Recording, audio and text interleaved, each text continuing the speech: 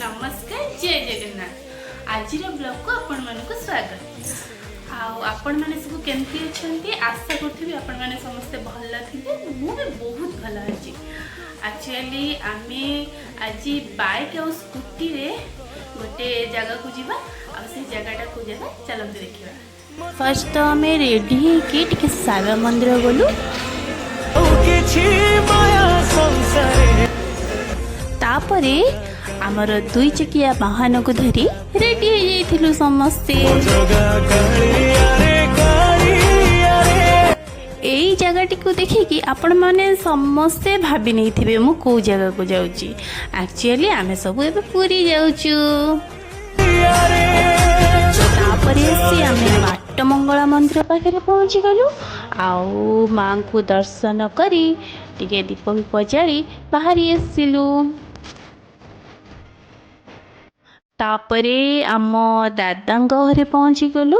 Actually पूरी हूँ आम दादा घर घर को जाई फ्रेश फ्रेश है आमे मंदिर दर्शन करने बाहरी गलु।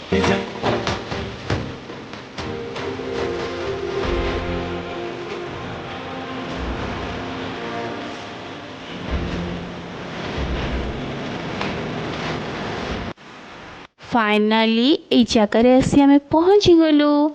एक्चुअली फास्ट तो आम मंदिर भितर को जाई ठाकुर को दर्शन कर देइथिलु। तापरे से ए सब वीडियो आउ फोटो क्लिक करथिलु।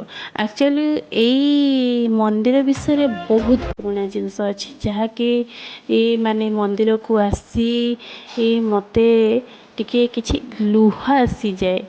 आउ सेटा तो समस्तंगर इमोशन मोर भी आउ मते बहुत बढ़िया से दर्शन मिलला ठाकुर को। आउ समस्त भी दर्शन मिलला ठाकुर को तो बहुत बढ़िया लगला। तापरे आमे समुद्र को आसीथिलु। समुद्र रे बहुत एंजॉय कलु।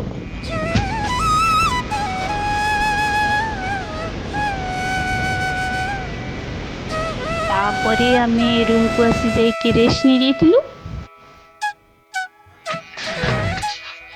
तापरे आम सकाळु रेडी हो जाइथिलु चंद्रभागा और कोणार्क जीवा पई।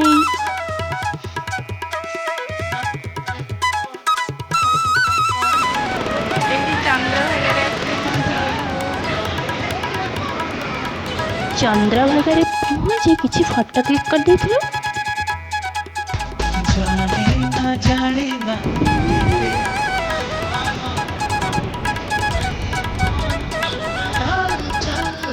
तापरे आमे कोणार्क रे आसी पहुंची गलु।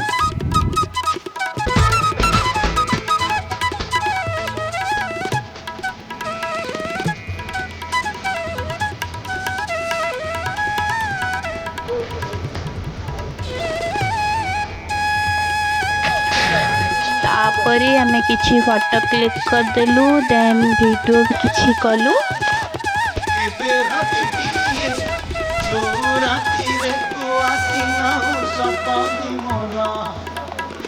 Please guys like and subscribe my channel.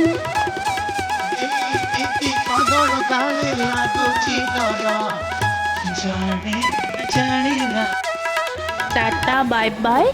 एमती मते बहुत सारा भल पाइबा दियंतु। मो आगु को बहुत भल भल वीडियो आनिबी।